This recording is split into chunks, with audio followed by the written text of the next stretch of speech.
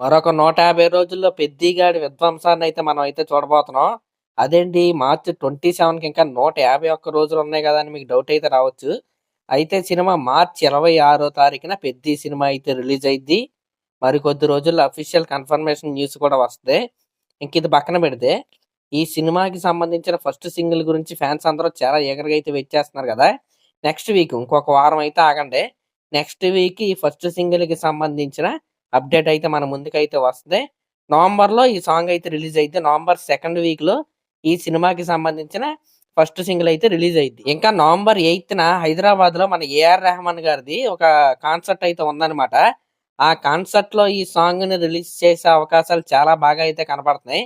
ఎందుకంటే చాలా పెద్ద ఎత్తులో ఆ ఈవెంట్‌కయితే జనాలైతే వస్తారు. అందులో ఏఆర్ రెహమాన్ గారి ఈవెంటు మన తెలుగులో చాలా రోజుల తర్వాత అయితే జరుగుతుంది. అందులోనూ ఈ సినిమాకి సంబంధించిన ఫస్ట్ సింగిల్ కోసం అందరూ చాలా బాగా వెయిట్ చేస్తున్నారు గాబట్టి, నవంబర్ 8నే ఈ సాంగొచ్చే అవకాశాలైతే చాలా బాగా కనపడుతున్నాయి.